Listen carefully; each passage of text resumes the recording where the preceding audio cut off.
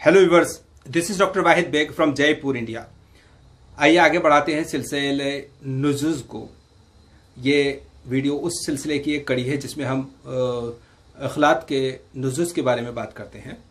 हम बलगम और सफरा के नुज़ुज़ के बारे में बात कर चुके हैं। आज हम बात करते हैं सौदा के बारे में। सौदा एक ऐसी खिल्त है जिसके बारे में बहुत ज़्यादा कन्फ्यूज़न और बहुत ज़्यादा इख्तिलाफ है, कंट्रोवर्सी है। सौदा को आमतौर से मानने से ही इनकार किया जाता है। चूँकि बाकी खिलतों को नज़र से देखा जा सकता है इसलिए वो मान ली जाती हैं, लेकिन सौदा के बारे में एक कन्फ्यूज़न और एक इख्तिलाफ रहता है। बहरहाल, चूँकि खून खिल्त को हमने 4 रंगों के बुनियाद पर तकसीम किया है, इसीलिए खून के अंदर जो भी काले रंग की चीज़ पाई जाती है उसको हम सौदा के नाम से जानते हैं। सौदा का मतलब होता है काला, स्याह, ब्लैक, लेकिन अरबी में इसका मतलब एक नीला भी निकलता है, नीलगू। इसीलिए इसके अलावा सौदा का और जो दूसरे मीनिंग निकलते हैं वो बुरा, खराब, नुकसान देने वाला, ज़िद्दी, हठधर्मी, चुपके रहने वाला, पीछा पड़ने वाला, पीछा नहीं छोड़ने वाला, ऐसे बहुत सारे शब्द हैं जो कि किसी के पीछे ही पड़ जाता है। इसीलिए इसकी बहुत सारी कहावतें हैं, जैसे सौदाई, जो किसी के पीछे ही पड़ जाए, पीछा नहीं छोड़े, उसको सौदाई कहते हैं।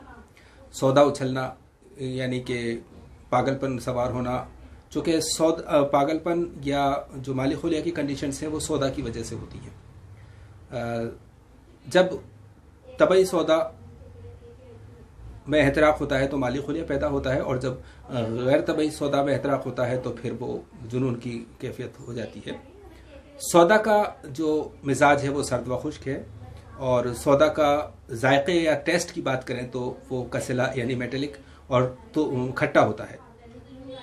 तो सौदा की वजह से पैदा होने वाली बीमारियां ज़्यादातर जैसे कि फ्रेकल्स हैं या झाई जिसको कहते हैं, या जो चेहरों पे जो निशान पड़ जाते हैं, मेलाज्मा, वो एक सौदावी मर्ज है। नेक्रोसिस या गैंग्रीन है, या सोरियासिस है, या सरतान यानी कैंसर है। इस तरह की बहुत सारी बीमारियां हैं जो सौदावी बीमारियां कहलाती हैं। इसके बारे में हम जब कभी खिल्त के बारे में बात करेंगे तो इंशाल्लाह डिटेल में बात करेंगे। तो सौदावी मर्ज एक ऐसा मर्ज होते हैं जो बहुत ही मुश्किल से ठीक होते हैं या बहुत बार ठीक नहीं भी होते हैं। इसीलिए इनको जो पुराना केस हो जाता है उसको सौदा में कन्वर्ट हो जाता है, उसको सौदावी मर्ज भी कहते हैं। चूँकि सौदा के तकरीबन जितने भी माने निकलते हैं वो इस पर लागू होते हैं। बुराई के माने में भी, काले के माने में भी, नीलगू के माने में भी, ढीठ, जिद्दी, सब तरह के मानों में। तो सौदा जिसको कि हम डिटेल से जानेंगे तब ज़्यादा बात समझ में आएगी, लेकिन चूंकि हम फिलहाल हमारा मकसद है इसके नुज़ुज़ के बारे में बात करने के लिए। वैसे तो सौदा किसी भी उज़ू में बीमारी पैदा कर सकता है, लेकिन इसकी ज़्यादातर जो बीमारियां हैं वो ब्रेन से रिलेटेड होती हैं, जिसको कि हम आजकल बहुत ज़्यादा डिप्रेशन कहते हैं, या मेलनखोलिक कंडीशन होती है, माली खोलिया होती है। लेकिन इसकी एक बहुत ही क्लियर सी और वाज़ेह मिसाल कैंसर होता है। कैंसर या सरतान ये किसी भी उज़ू में हो सकता है, और सौदावी मर्ज होने के लिए ज़रूरी है कि उसकी टेंडेंसी पुराना होने की हो, मुज़मिन होने की हो, क्रॉनिसिटी उसके अंदर पाई जाए, कालापन उसके अंदर पाई जाए, और वो डिफ़िकल्ट टू ट्रीट भी हो। हालांकि इसके बारे में हम और थोड़ी सी डिटेल में भी जाएंगे। तो बहरहाल सौदा जो है इससे रिलेटेड अमराज जो है उनको सौदावी अमराज कहते हैं। यही वजह कि जब पुरानी कोई चीज़ हो जाती है तो उसको हम सौदावियत से रिलेट करते हैं। सौदा में अक्सर जुनून, पागलपन, ये बीमारियां भी सौदावी बीमारियां होती हैं। हालांकि बस हमारा डिफरेंस ये होता है कि किस खिल्त के एहतराक से ये मर्ज पैदा हुआ है, उस तरह की अलामत उसमें आती हैं। जैसे कि माली खोलिया जो है तबई सौदा की वजह से पैदा होता है। अगर इसको हम और साफ करें तो ये कह सकते हैं कि हम जब जो कि तबई सौदा है, नॉर्मल सौदा जो कि पाया जाता है, उसमें जब एहतराक पैदा हो जाता है, जब वो जल जाता है, तो माली खुले कंडीशन पैदा होती है, जबकि वो मादा दिमाग की तरफ जाए। लेकिन अगर जो गैर तबई सौदा है उसमें एहतराक पैदा हो जाए तो जुनून की कंडीशन पैदा हो जाती है, मानिया, बेचैनी, बेकरारी, पागलपन।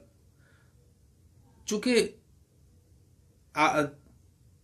थोड़ा सा समझने की बात यह होती है कि जो नॉर्मली जो ब्लड में खिल्त पाई जाती है सौदा, उसमें अगर एहतराक होता है तो ये माली खुलिया की कंडीशन बनेगी। लेकिन अगर बलगम से या सफरा से जल करके और सौदा बना है, यानी कि और फिर वो सौदा में भी एहतराक हो गया है, तो फिर पागलपन की, जुनून की, मानिया की कंडीशन पैदा होगी। और इन जनरल जो तबई सौदा है उसके एहतराक में होने के बाद जोड़ों में दर्द भी हो सकता है और जिगर की कोई बीमारी हो सकती है। और अगर इसका असर ज़्यादातर दिल पे हो जाए तो विश्वास, घबराना, पाल्पिटेशन, खफकान, इस तरह की कंडीशन सामने आती है। यानी कि सौदा जब जिस उज़ू पे जाएगा उस तरह की ही अलामत, उस तरह के ही सिम्टम्स वहां पर आते हैं। वैसे तो सौदावी बीमारियों को उसकी अपनी अपनी अलामत से पहचाना जा सकता है, लेकिन फिर भी आमतौर से जो सौदा के मर्ज होते हैं उन मरीजों को देखकर भी बहुत कुछ अंदाजा लगाया जा सकता है। जैसे कि जिन लोगों को सौदावी मर्ज होते हैं उनका चेहरा किसी हद तक नीलाहट, कालापन लिए हुए होता है, किसी हद तक उनके चेहरे पे एक उदासी नजर आती है, वो गमगीन रहते हैं, उदास रहते हैं, तन्हाई उनको पसंद होती है और नेगेटिव बहुत सोचते हैं। इसके अलावा उनको भूख अच्छी होती है, लेकिन उनके फॉर्मे मैदा पर, यानी कि एपिगेस्टियम में अगर जलन होती है और उसके साथ तुर्श टकारें आती हैं, तो ये भी अपने आप में मैदे में सौदा के जमा होने की अलामत है। ऐसे लोगों को अक्सर ख्वाब में धुआं या काली चीज़ें दिखाई देती हैं।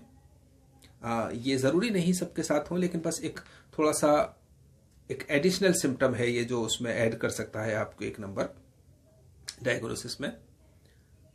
इसके अलावा मेरा अपना एक ऑब्जर्वेशन है, एक तजुर्बा है कि बचपन में अगर कोई बच्चा पानी से डरता है तो उसको आगे चल करके बलगमी अमराज होंगे।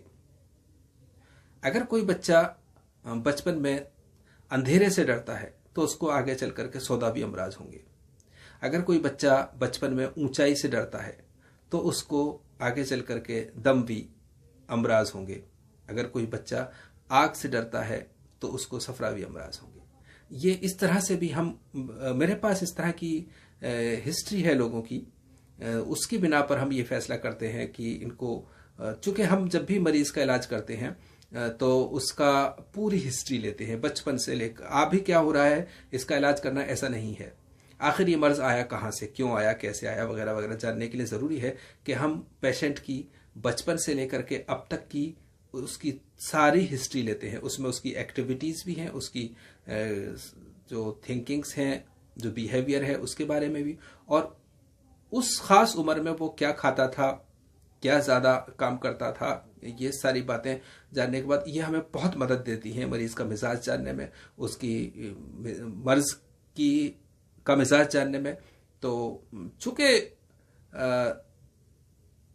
इंसान पैदाइशी तौर पे एक खिल्त के साथ, एक मिजाज के साथ पैदा होता है जो कि उसको फिर आगे ताउम्र तक रहती है। वक्त के हिसाब से उसमें थोड़ी बहुत, जैसे बचपन के कुछ और, जवानी में कुछ और, बुढ़ापे में कुछ और, थोड़ा बहुत चेंजेस आते हैं, लेकिन मिजाज फिर भी अपनी जगह मिजाज रहता है। इनफैक्ट सौदा के बारे में हम तफसील से डिटेल में बात करेंगे जबकि हम खिल्त के बारे में बात करेंगे। फिलहाल हम बात करते हैं सौदा के नुज़ुज़ के बारे में, जो कि हमारा असली मकसद है आज की वीडियो का। सौदा के नुज़ुज़ के लिए भी दवाओं की एक फहरिस्त है, उसमें से हमें चंद दवाएं चुननी होती हैं मरीज के हिसाब से, मर्ज देख करके। तो आमतौर से जो नुस्खा चलता है सौदा के नुज़ुज़ के लिए वो सपिस्ता 9 दाना, उन्नाब 5 दाना, बरगाजुमा 5 दाना, असलसूस 3 ग्राम, बादरंज गोया 5 ग्राम, उस्तो खुदूस 5 ग्राम, हंसराज 5 ग्राम, आमतौर से ये काफ़ी होता है। लेकिन अगर हमें ये देखना होता है कि मर्ज़ दिमाग में है तो फिर हम उसमें उस्तखुद्दूस लाजमी तौर पे डालते हैं और अफ्तीमून या बिस्फाइज वगैरह भी डालते हैं। लेकिन अब तब हमें ये भी देखना होता है कि जो एहतराक हुआ है वो किस खिल्त से हुआ है। अगर ये बलगम की वजह से हुआ है तो ये उस्तखुद्दूस वगैरह डालते हैं। अगर सफ़रा की वजह से हुआ है तो उस वक्त हम हलेला ज़र्द या हलेला काबली वगैरह डालते हैं। अगर खून की वजह के एहतराक से सौदा बना है तो फिर उस वक्त हम सरफूका, उन्नाब, शाहतरा ये ज़रूर डालते हैं। तो आमतौर से ये जो मुंजिस का नुस्खा बताया उसमें सभी चीज़ें का ऑलमोस्ट शामिल है। लेकिन फिर भी अगर हमें कुछ चीज़ अलग से जाहिर होती है तो फिर कुछ चीज़ें जैसा कि हमने बताया उसमें शामिल कर देते हैं। हाँ, साथ ही मैं ये बात भी बताता चलूँ कि सभी मुंजिस चाहे वो बलगम का हो, सफ़रा का हो या सौदा का हो, ये तमाम की तमाम दवाएं आमतौर से 5 ग्राम या 7 ग्राम की रेशो में डाल दी जाती हैं। लेकिन आमतौर से आप इन सबको 5 ग्राम डाल सकते हैं। ये एक मुनासिब मिक़दार है, मुनासिब खुराक है, मुनासिब वज़न है। उम्मीद है सौदा के नुज़ूस के बारे में थोड़ा जानकारी हासिल हुई होगी। सौदा इनफैक्ट जैसा कि मैंने कहा एक ऐसी खिल्त है जिसके बारे में हमेशा से ही मॉडर्न साइंस कंफ्यूज्ड रही है या इख्तिलाफ में रही है, इसको नहीं मानती है। चूँकि बलगम को वो स्प्यूटम के तौर पे, कफ के तौर पे, फिल्म के तौर पे मान लेती है, सफ़रा को भी बाइल के तौर पे मान लेती है, खून को खून के तौर पे मान लेती है, लेकिन सौदा के लिए हमेशा इनकार करती है कि सौदा कहाँ है, कैसा है, क्या है। तो इनफैक्ट सौदा को हमें दिखाने के लिए ज़रूरी है कि हम उसको लैब इन्वेस्टिगेशंस को हम अपने नज़रिए से देखें। मिसाल के तौर पे यूरिक एसिड और यूरिया ये सौदा हैं, और जब हम सौदा की डेफिनेशन देखते हैं और इनको देखते हैं तो फिर हम ये सौदा की डेफिनेशन में आ जाता है। इसी तरह से हड्डियों में पाए जाने वाली एक अच्छी खासी मकदार सौदा की है। चूँकि सौदा की एक ख़ास बात यह है कि वो उज़ू को सख्ती देता है। यही वजह है कि वो खून के साथ शामिल है। ये इसको हम बहुत डिटेल से बात करेंगे इंशाल्लाह। तो सौदावी अमराज जो कि बहुत पुराने होते हैं, ख़ासतौर से माली खुलिया या दिमागी अमराज, जैसा कि मैं बहुत बार कहा हूँ, बार बार कहता रहता हूँ कि इसका मैदे से बहुत बड़ा ताल्लुक, सबसे गहरा, हालांकि गुर्दों से, जिगर से भी इसका ताल्लुक है वहाँ से, लेकिन मैदे से एक बहुत बड़ा ताल्लुक है कि जब मैदे से बीमारी होती है और वो अबखर उठकर दिमाग में हो जाते हैं तो वो मरीज़ को माली खुलिया, मैदे की अपनी बीमारी अपनी जगह रहती है लेकिन उसको दिमागी मर्ज भी हो जाता है। और चूँकि एक बात आप देखेंगे कि सौदा के माने हैं काले के, काले यानी डार्क साइड, तो पेशेंट का मिजाज भी डार्क साइड देखने का बन जाता है, नेगेटिव ही सोचता है। वो ये सोचता भी नहीं है कि मेरा इलाज हो सकता है, बस उसको नेगेटिव ही सुनना अच्छा लगता है, नेगेटिव ही। यही वजह है कि बहुत सारे लोग अगर दवा भी लेते हैं तो कुछ ही दिन की लेते हैं और वो ट्राई के तौर पे, देखने के तौर पे लेना चाहते हैं। ऐसा हमारे साथ भी होता है। और फिर उनको अगर उस दिनों में खातिर ख्वाह रिजल्ट नहीं मिलता है तो वो ये मानते हैं कि नहीं, जैसा मैं सोच रहा था वही सही है, कि इलाज नहीं हो सकता। जबकि ऐसा नहीं है। हमारे पास ऐसे केसेस भी हैं, ऐसे एग्जाम्पल्स भी हैं, ऐसे कहना चाहिए कि फिलहाल एग्जाम्पल्स ही कहते हैं, कि जहाँ पर हमने देखा है कि मरीज को 6 महीने के बाद उसका खातिर ख्वाह रिजल्ट मिला और उसके बाद हम और आगे बढ़े। लेकिन ये पेशेंट के पेशेंस, उसके एतमाद और सब्र पर डिपेंड करता है कि वो डॉक्टर पे कितना एतमाद करता है, इन दवाओं पे कितना एतमाद करता है। चूँकि हमारा ये मानना है, अपने तजर्बे की बेस पे, मैं जो भी बातें कहता हूँ अपने तजर्बे की बेस पे कहता हूँ। बहुत सारी बातें किताबों की भी होती हैं, जो मुझे सही लगती हैं वो मैं शेयर करता हूँ। किसी भी पुराने केस में, ख़ासतौर से जो सौदावी मर्ज हैं, जो क्रोनिसिटी की जिनकी टेंडेंसी है पुराने हो जाने की है, बहुत मुश्किल से ट्रीट होने वाले हैं, या अगर उनका प्रॉपर ट्रीटमेंट नहीं हो तो उनका इलाज नहीं भी होता है, तो ऐसे केसेस में जब अगर हम मेडिसिन देते हैं और उसको पहले महीने की खुराक में अगर सिर्फ 5% भी रिजल्ट मिलता है, सिर्फ 5% भी अगर पेशेंट को रिजल्ट मिलता है, तो ये एक बहुत अच्छी निशानी मानी जाती है, एक बहुत ही पॉजिटिव सिम्टम माना जाता है। क्योंकि इसका मतलब ये होता है कि हम सही रास्ते पर जा रहे हैं, हमें रास्ता तो मिल गया है। ठीक है, लंबा रास्ता है, दूरी है, देर लगेगी, लेकिन हम मंजिल पे पहुंच जाएंगे, धीरे धीरे ही सही।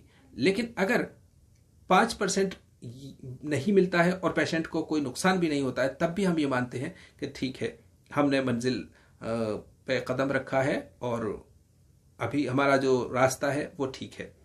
हाँ, अगर दवा देने के बाद कोई नुकसान हो, कोई साइड इफेक्ट हो, कोई परेशानी हो, तो फिर हम ये मानते हैं कि हाँ, जो डायग्नोसिस है उसमें कहीं कोई कमी है, या दवाओं में कमी है, या कुछ है, मतलब रिव्यू करने की ज़रूरत है, ऐसा हम सोचते हैं। तो इसीलिए हम अपने पेशेंट्स को हमेशा कहते हैं, जिन्हें कहते हैं कि इस ऐसे केसेस में थोड़ी सी तसल्ली और पेशेंस रखना ज़रूरी होता है।